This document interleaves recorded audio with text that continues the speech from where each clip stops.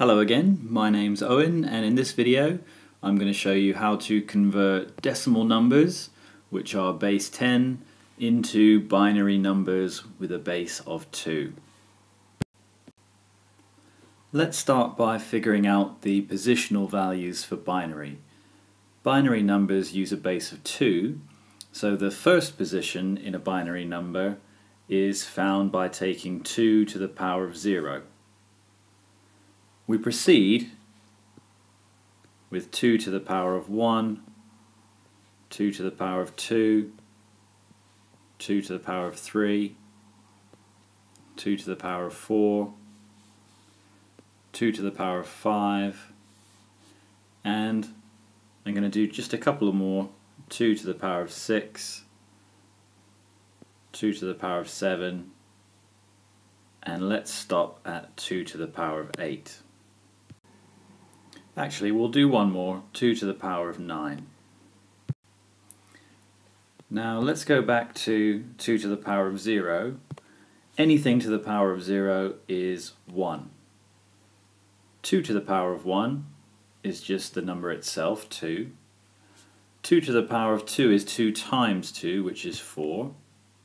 2 to the power of 3 is 2 times 2 times 2, which is 8.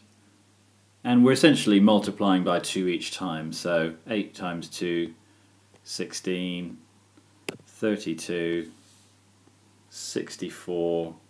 By the time we get to 2 to the power of 7, we're up to 128, 256, and 512.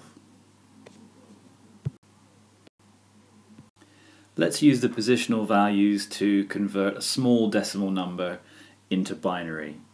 Let's take the decimal number 25 and let's try and convert that into binary. The strategy here is to take the largest positional value that will go into the number that you're trying to convert. So the largest positional value that will go into 25 is not 64, not 32, 16 will go into 25.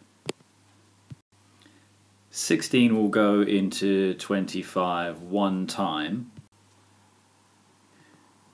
and it will leave 9 left over.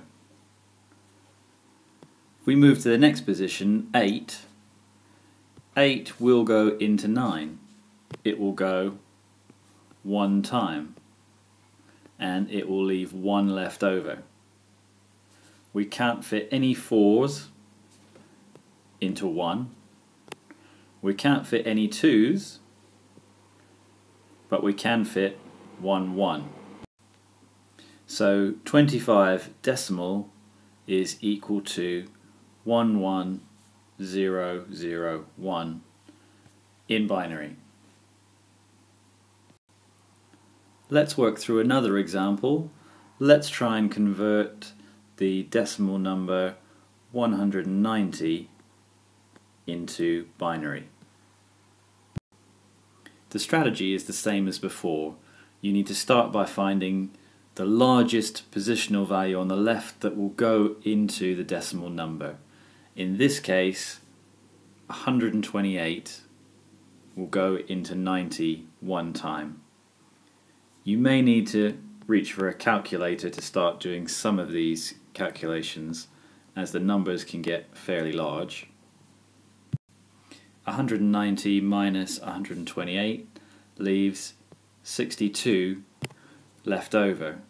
Now 64 won't go into 62, so we place a 0. 32 will go into 62, and it will leave 30 left over. 16 will fit into 30.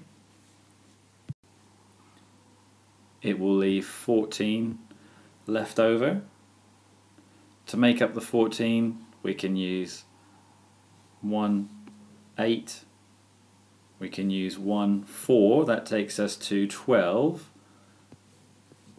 We can use the 2, that will give us 14, and we don't need the last 1.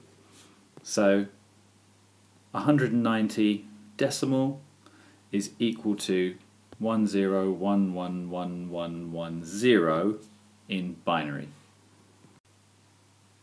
Let's work through one last example. Let's take the decimal number 389 and try and convert that into binary. The strategy is the same. You're looking for the largest positional value that you can divide into the number you're trying to convert. In this case, if we take our 389 that we start with, we can fit one lot of 256, and if we subtract the 256 we get 133 left over. Now there's room in the 133 to put one lot of 28, so we write a 1 in the 128's place, and we go ahead and subtract the 128 that we just used, which leaves us 5.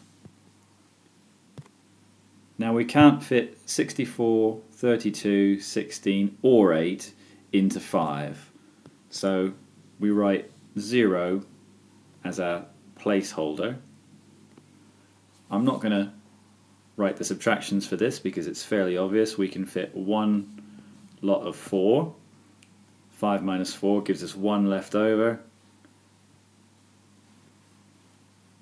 There we go. So 389 decimal is 1100000101 in binary.